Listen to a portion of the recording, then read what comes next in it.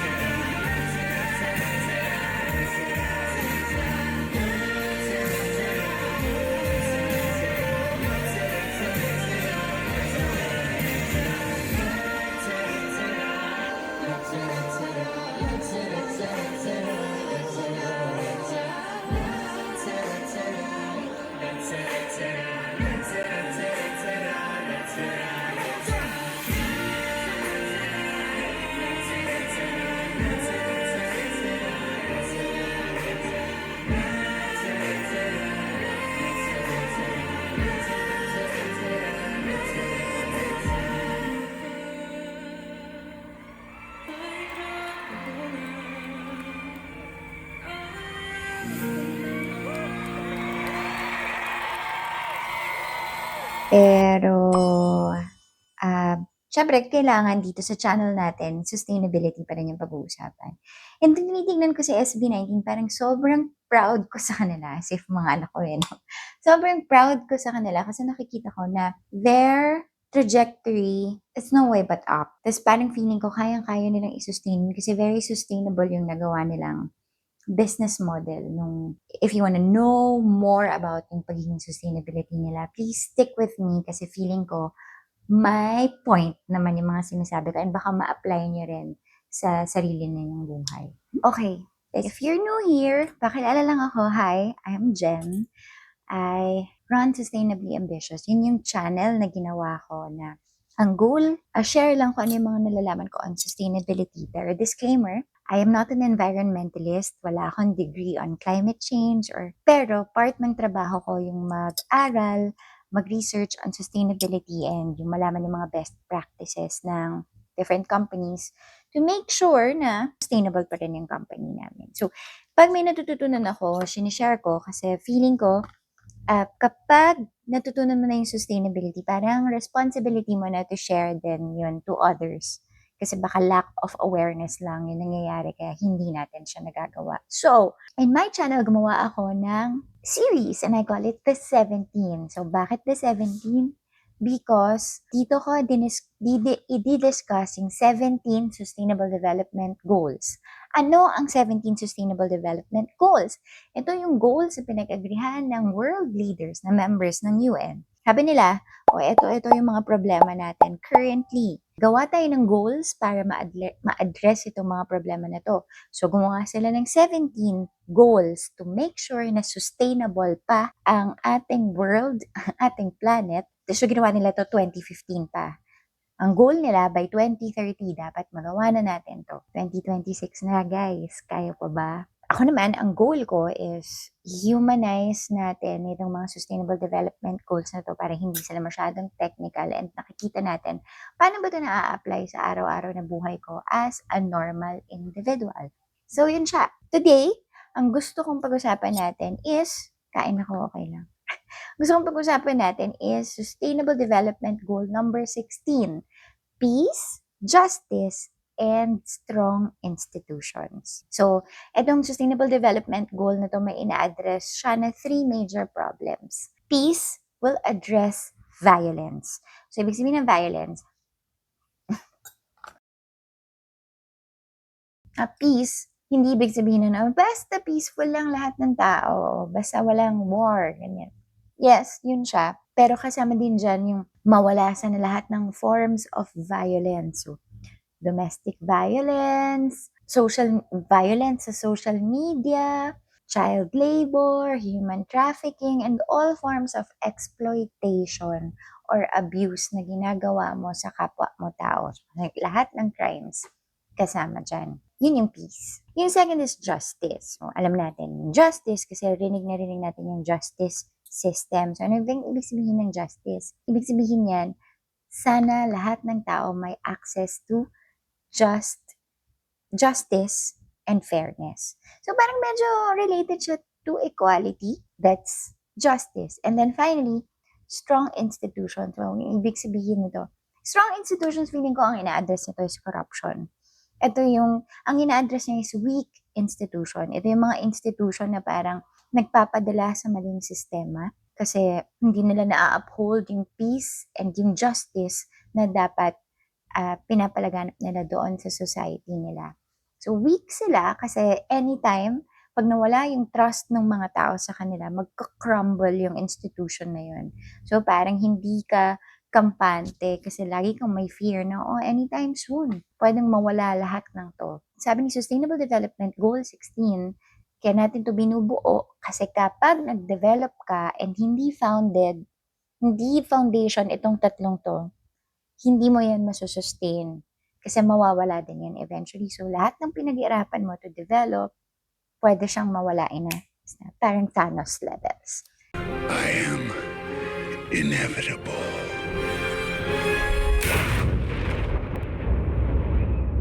So, ano ba yun? Paano natin i-humanize atong SDG na to? Ito talaga, ginawa siya to remind social institutions, lahat ng klase ng institutions. So, kasama dyan yung government, yung justice system natin, Congress, Senate, ganyan.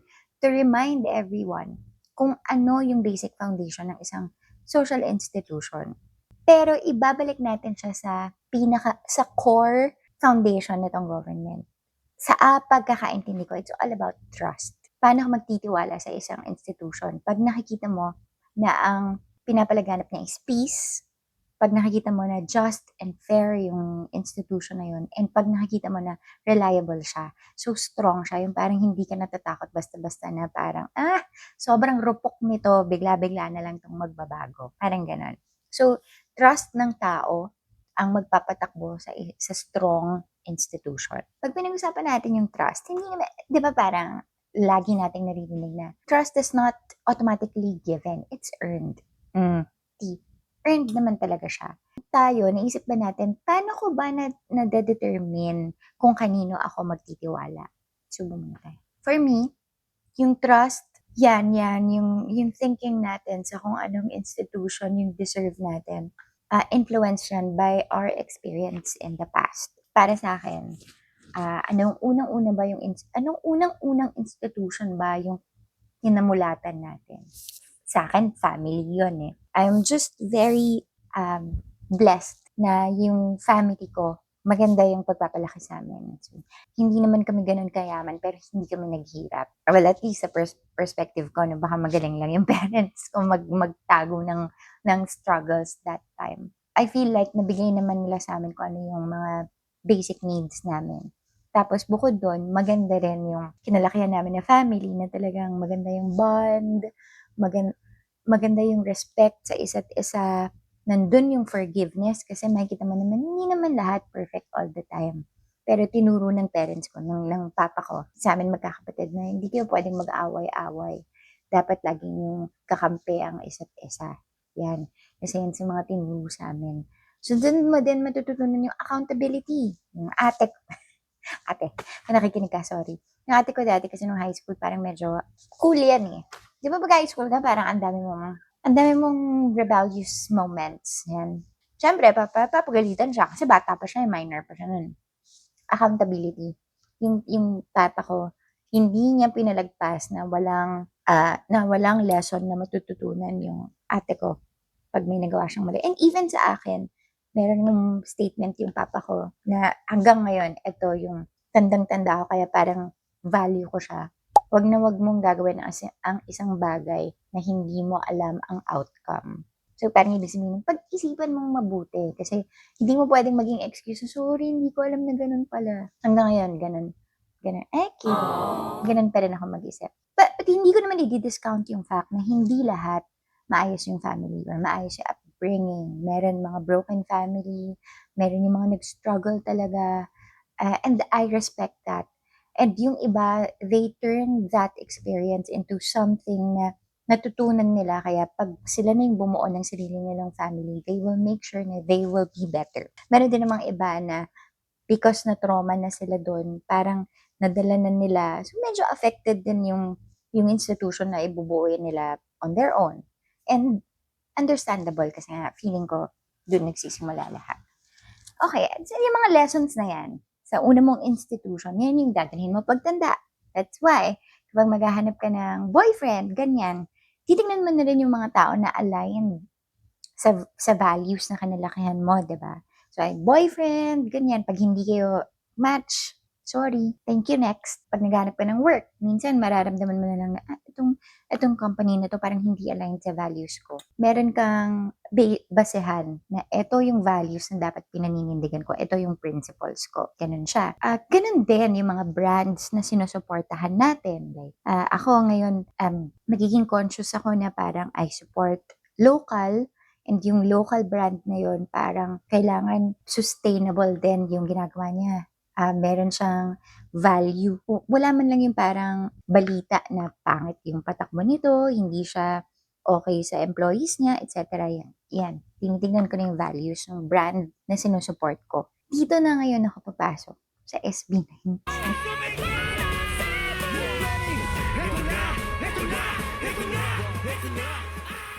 18 ako. And nakakatuwa kasi parang 40 na ako. Tapos ngayon pa ako nagkaganto-ganto. Blink din naman ako. So very supportive din ako sa Blackpink before. Pero hindi ganito. Yung parang pag uwi ko, ang gusto kong panoorin would be mga videos ng SB19 or yung mga reactors, kung ano yung reaction nila sa bagong ginawa ng SB19, ganyan. So medyo nagiging ganyan yung bakit ang 18 ganon ang pag-support sa SB19. May theory ako. At babalik yan dun sa sinabi ko kanina. It's all about trust. Let's say na si SB19, yung tinayo niya na 1Z Entertainment, is the institution we are talking about. Yung 1Z, makikita natin, it promotes peace. Bakit? Pag may nag-bash sa SB19, hindi naman nila nilalabanan ng below the belt din ng mga salita, diba? Minsan nga, parang hindi na lang nila pinapansin. Tapos yung 18, parang ganun na rin yung ginagawa natin. Na parang, Caps, huwag mo nang pansinin yan.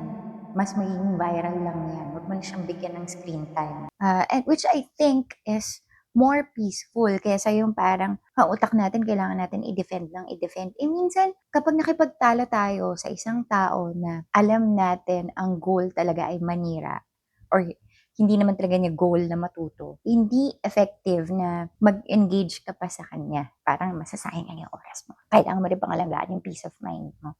So, very peaceful sila kapag nag-handle sila ng mga ganyan na negative na mga information about them. Not because hindi sila nag-engage, ibig sabihin hindi nila pinagtatanggol yung sarili nila.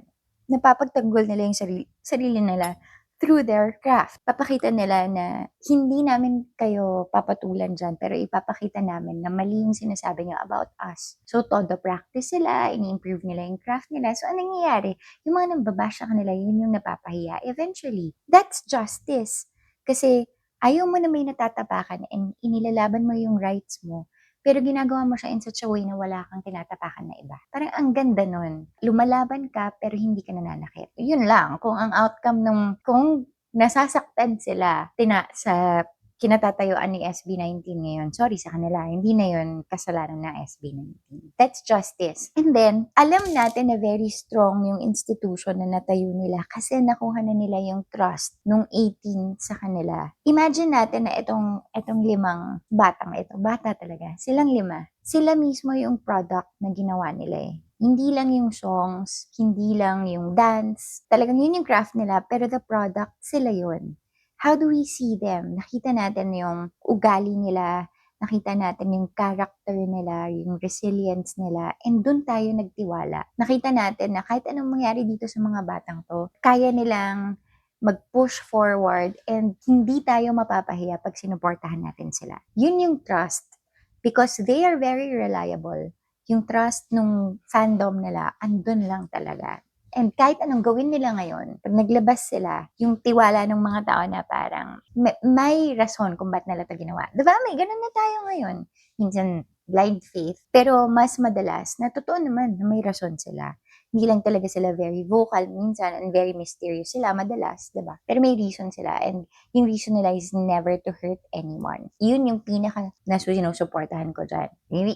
And yung bias ko, si Pablo, siya mismo ang nagsabi, if may opportunity ka to be kind, always choose to be kind. So, bakit hindi mo susuportahan yung ganong klaseng mentality? Yan. Very, very strong yung nabuo nila na institution kasi maganda yung foundation na ginawa nila. Hindi nila minadali, wala silang sinaktan na iba, wala silang kinakatakot na masamang sekreto na feeling nila bigla na lang lalabas. Wala silang ganon. Kasi very fair sila sa umpisa pa lang. Pinakita na nila, very transparent. Ito kami. Ito yung sinusuportahan ninyo. So ngayon, yung sinusuportahan natin is yung totoong tao. Hindi yung kung ano, yung image lang na gusto nilang ipakita sa atin. Feeling ko mas sustainable yung ganun. 'Di ba? Ngayon, kahit sino na yung buong onesie, kaya na nilang isama yung buong team sa success na meron sila ngayon. Gumagawa na rin sila ng sarili nilang artist. Ito pa yung mga artists na yun, sinusuportahan na rin ng supporters ng SB19. And yun yung pinaka-goal ng sustainable development, sustainability. Ang motto nga ng sustainability is leave no one behind. Kasi gusto natin mag-develop lahat. Aangat tayo, pero we leave no one behind. So yun siya. Ang tagal ko nang iniisip na gusto kong sabihin to. Pero parang feeling ko pa, baka isipin ng mga tao, ginagamit ko yung SB19 para lang may makinig sa akin. Gusto ko lang silang gamitin na example. Pwedeng maraming businesses, maraming products yung ganito, yung mindset. It just so happened na I am a fan of SB19. Kaya nakikita ko sila. And because kakatapos lang ng performance nila, parang gustong-gusto ko silang i-congratulate at hindi ako maka-over pa kasi. So, medyo pagbigyan niyo na ako dun sa factor na yun. Ayun lang. So, I hope meron kayong natutunan sa akin today. At as usual, kakadaldal ko, hindi na naman ako nakakain. But, I hope ay natutunan kayo. And if this resonated with you, I hope you will subscribe to this channel. Hindi naman lagi SB19 yung pag-uusapan dito. Disclaimer lang din sa mga 18 kasi alam ko na very supportive kayo sa lahat ng may connection kay SB19. Ayoko gamitin na bait si SB19 para nandito kayo. But, if this resonates with you, I hope you will subscribe to this channel kasi marami pa tayong pag-uusapan ng sustainability.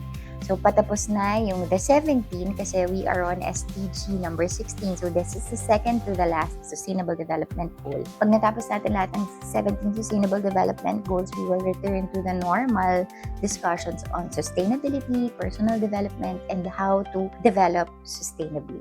Ayan. So, I hope to see you again next week. Thank you! Bye!